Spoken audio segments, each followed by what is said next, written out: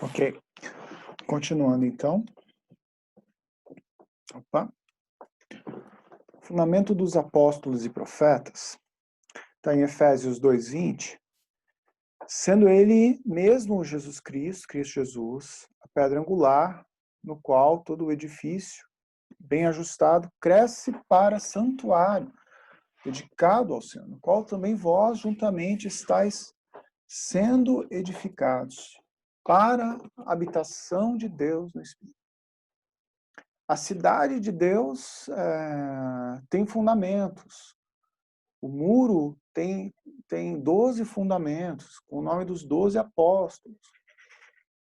Muitas vezes a Escritura se refere a essa edificação, a essa cidade, que tem esse fundamento, que são sãs doutrinas, necessárias doutrinas para que a igreja vá bem, para que a igreja cresça para santuário. Então, esse é o nosso destino. Nosso destino é uma edificação, onde nós somos pedras vivas de uma edificação espiritual. E, a partir da pedra angular, Cristo Jesus, e do fundamento dos apóstolos e profetas, vai ser erguido esse edifício, que é como uma habitação de Deus, uma casa espiritual. Muito bom. E por que apóstolos e profetas? Então, está escrito que ele mesmo concedeu uns para apóstolos, outros para profetas, e outros para evangelistas, pastores e mestres. Quer dizer, o Senhor levantou não só apóstolos e profetas, mas levantou vários obreiros. Com qual finalidade? Para o aperfeiçoamento dos santos e o desempenho do seu serviço para a edificação do corpo. Olha aí, ó. Edificação do corpo de Cristo, até que todos cheguemos à unidade da fé e do pleno conhecimento do Filho de Deus, perfeita varonilidade, à medida da estatura, da plenitude de Cristo, para que não sejamos mais meninos, agitados de um lado para o outro, levados ao redor por todo o vento de doutrina, a artimanha dos homens, pela astúcia com que induzem ao erro. Isso é Efésios 4, versículos 11 e 12. Quer dizer que Deus levanta apóstolos e profetas, que Deus lança esse fundamento maravilhoso, perfeito, para que a edificação seja perfeita. E para que todos venhamos a chegar à unidade da fé. Quer dizer, a unidade da fé é crer, a mesma coisa. Crer nas doutrinas apostólicas, crer nas doutrinas proféticas. Por exemplo, todo mundo crê que Jesus vai voltar, mas não era assim antes de 1830. Todo mundo crê, devia crer pelo menos, somos justificados pela fé. Mas foi Lutero que restaurou. Então, várias restaurações, seja proféticas ou apostólicas, foram acontecendo ao longo da história. O Senhor levantou apóstolos e profetas ao longo da história e nós precisamos dessa herança histórica. Bom, mais uma vez, olhando aqui a doutrina dos apóstolos pelo tabernáculo de Moisés, então tem a cruz, tem a santificação pela palavra, que é a bacia de bronze, está aqui. O entendimento da igreja, a expressão da igreja, o candelabro ou o testemunho da igreja, a mesa dos pães, a comunhão, a oração, tudo isso são doutrinas fundamentais. Básicas. Fundamentais no sentido de básicas. E está lá, Atos 2:42, e perseveravam na doutrina dos apóstolos, na comunhão, no partir do pão, nas orações. A doutrina dos profetas, nós enxergamos pelas 3 unções de Davi. Isso quem nos ensinou foi um ancião, um irmão, chamado Kevin Conner, que escreveu um livro maravilhoso chamado Tabernáculo de Davi. Depois eu posso passar o link para quem quiser. E ele explica que Davi foi ungido 3 vezes. Foi ungido profeta, rei e sacerdote. E cada uma dessas unções aponta para um aspecto do profético. Então, o profético, o primeiro aspecto, que é o mais assim comum, o entendimento mais comum, é o dom da profecia. Em 1 Coríntios 14:1.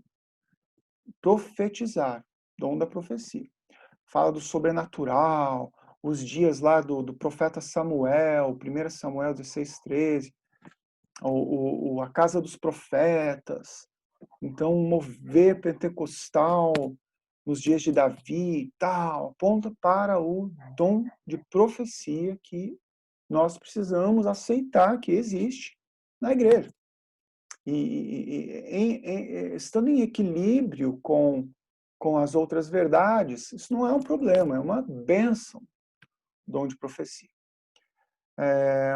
Eu pus a arca aqui porque no tabernáculo de Davi, a arca estava no centro da tenda e estava lá. Por isso que eu pus a arca aqui e não pus a arca aqui no tabernáculo de Moisés, tá? Porque no tabernáculo de Moisés a arca ficava vedada praticamente, porque aponta para uma doutrina profética e não apostólica. Por isso que eu tirei a arca daqui e pus ela aqui no centro da tenda de Davi, que é a tenda de Davi. A segunda unção foi rei. Davi foi ungido rei de Judá. Mas nós sabemos que a profecia era que o rei, o Messias, o ungido de Deus, viria da tribo de Judá. Ele que traria o cetro. O cetro não se apartará de Judá. Então, o rei, ele é o leão de Judá, o leão da tribo de Judá. Então, é importante apontar para o fato de que é profético, que o Rei dos Reis virá, é o Apocalipse, haverá um dia do Senhor, um dia do juízo, o dia que o Rei dos Reis vem com a espada que sai da sua boca. Ou seja, isso aqui é profético, é um dos aspectos do profético, é o Apocalipse.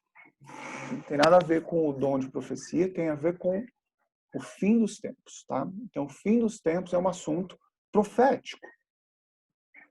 A terceira unção foi de sacerdote, foi quando Davi vestiu a estola sacerdotal, que era a roupa do sacerdote, e conduziu a arca da aliança para a tenda que ele mesmo armou no Monte Sião.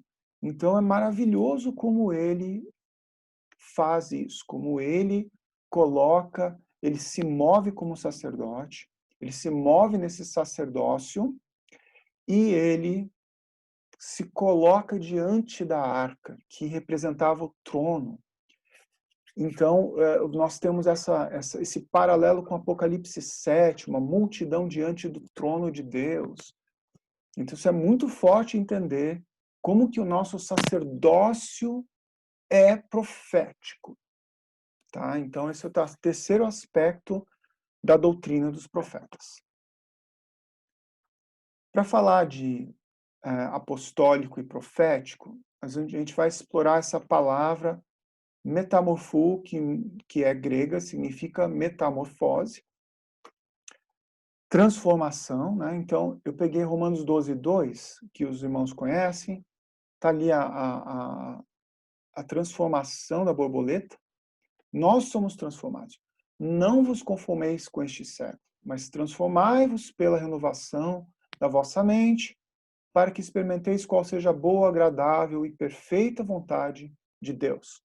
Então, ser transformado, metamorfose pela renovação da mente, que é um processo intelectual, mental, é a palavra de Deus que faz, pela revelação do Espírito, transforma a nossa mente. para que sejamos transformados, né? Renovados na mente, para que sejamos transformados. Mas tem outra transformação, que está em 2 Coríntios 3,18. Todos nós, com o rosto desvendado, contemplando como por espelho a glória do Senhor, somos transformados de glória em glória na sua própria imagem. Somos transformados. A palavra diz que o novo homem tem a imagem daquele que o criou. Então, nós somos transformados para ter a imagem de Cristo. Talvez um semblante, talvez os olhos iluminados, o fruto do Espírito. E por contemplar o Senhor. Isso é profético. Contemplar o Senhor no santuário, adorar o Senhor. Então, nós temos uma metamorfose intelectual pela palavra e temos uma metamorfose que é profética, por contemplação. Ok. Vamos falar em seguida das proclamações em Apocalipse, mas acho que por enquanto vamos pausar aqui.